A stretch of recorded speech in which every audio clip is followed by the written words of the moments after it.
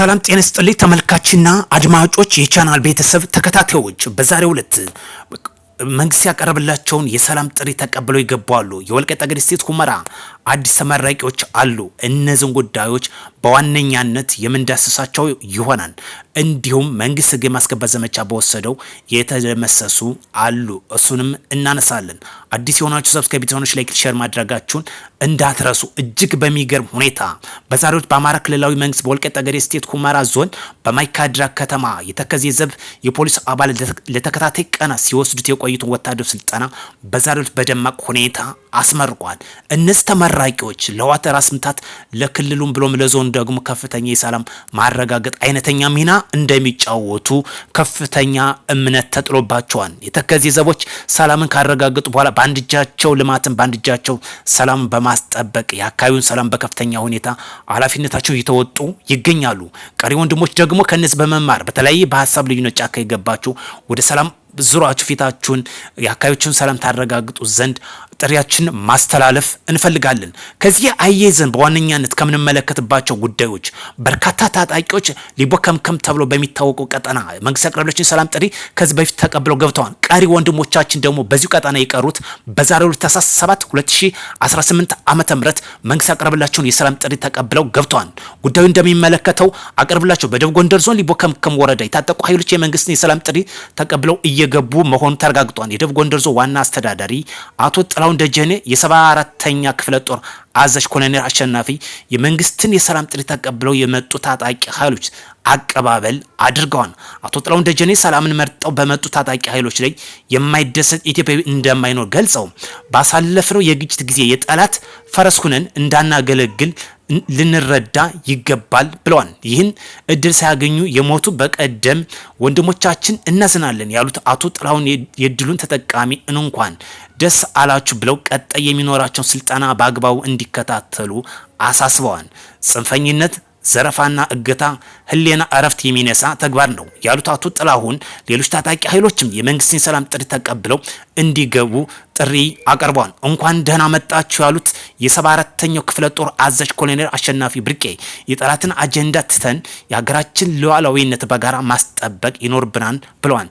ትርፍ የሚገኘው ከሰላም መሆኑን ገልጸው ኮሎኔል አሸናፊ በርስ ጦርነት የሚገኝ ጥቅም እንደሌለ አስረድተዋል። እንኳን በሰላም መጣችሁ በሊቦከምከም ታጣቂ ወንድሞቻችን በዛሬው ዕለት በርካታ ወንድሞች ቀሪ ወንድሞች ገብተዋል። እንኳን በሰላም መጣችሁ።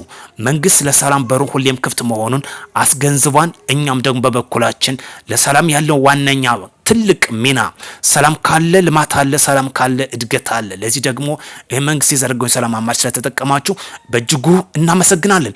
ሌላኛው ጉዳይ በሰሜን ሸዋ ዞን ሀገረ ማርያም ከሰም ወረዳ ጎርፌ ቀበሌ ጀግና ጥምር ጦሩ ኃይላችን በወሰደው እርምጃ በርካታው ከፍተኛ ኪሳራ ሲያስተናግድ ግማሹም በምርኮኛ መልኩ ገቢ ተደርገዋል። ከምርኮኞችም ላስታውሳችሁ አንደኛው ዋሴም ማንጉዳይ ኃይለ ማርያም ማሞ ክፍለ ጦር ዘመቻ መሪ የነበረ፣ አክሊል በጋሻው የክፍለ ጦር ሻለቃ አዛዥ የነበረ፣ አለማየሁ ላቀው ተስፋዬ በአባልነት የነበረ፣ ገዛይ ሽመልስ የክፍለ ጦሩ ሻለቃ አስተዳዳሪ ኃላፊ የነበረ፣ አምስተኛ የነገስተ ወጋየው የሻለቃ አዛዥ አጃቢ የነበረ፣ ስድስተኛ አለሙ ሙልጌታ የዲሽቃ ተኳሽ ረዳት የነበረ፣ ደስታ ሙልጌታ ኃይለ ማርያም በአባልነት ሲያገለግል የነበረ። እነዚህ 7 ድረስ የሚደርሱ ታጣቂ ኃይሎች መንግስት ያቀረበላቸውን ሰላም ጥሪ ተቀብለው እስከነሙሉ ትጥቃቸው በዛሬው ዕለት ባይቀበሉም በምርኮኛ መልኩ ገቢ ተደርጓል ማለት ነው። ቀሪ ወንድሞች ከነዚህ ከሰባቶቹ እስከ መጨረሻው ተሸኝተዋል። እነዚህ በምርኮኛ መልኩ ገብተዋል። ከምርኮኛ ከገቡት ውስጥ ሰላም ከመረጡ ጋር እኩል እንክብካቤም እንደሚደረግላቸው ተገልጿል። ቀሪ ወንድሞችም መንግስት የዘረጋላቸው ሰላም አማራጭ ተጠቀሙ። ከምርኮኛና እስከ መሸኘት ከመድረስ ሰላም ይበልጣል።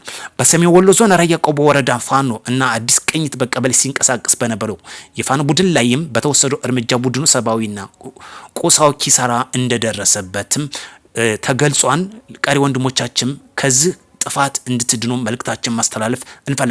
በተለይ በዚሁ ቀጠና በሰራዊቱ በተወሰደው እርምጃ በፋኖ ቡድን ላይ ከህዝብ ዘርፎ ለሽብር ጥቃት ሲጠቀምበት የነበረው የብሬን ጥይት የጫነ ተሽከርካሪ ሞተር ሳይክል ባለሶስት እግር ባጃጅ በቁጥጥር ስር ውሏል። እነዚህ እንደ ዋነኛ በሎጂስቲክ አገልግሎት ሲጠቀምባቸው እንደነበረ ነው።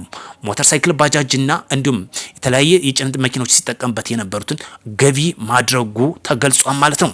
መንግስት ህግ የማስከበር ዘመቻውን አጠናክሮ እየወሰደ ለሰላም ደግሞ በሩን ክፍት ማድረጉ አንዱ አመላካች ጉዳይ ነው።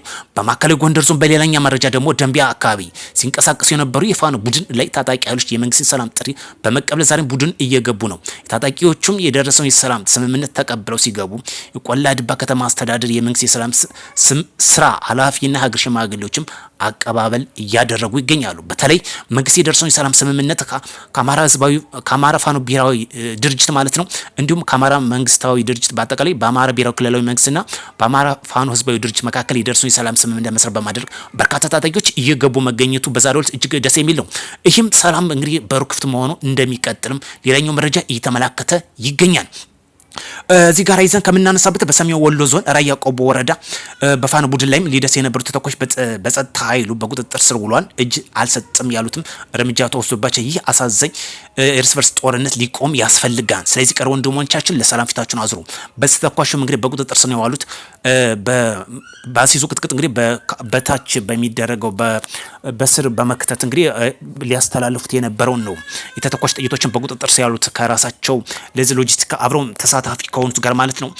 ቀሪ ወንድሞቻችንም ይህን መሰል ድርጊት መቃወምና ለሰላም ዘብ መቆም ያስፈልጋል።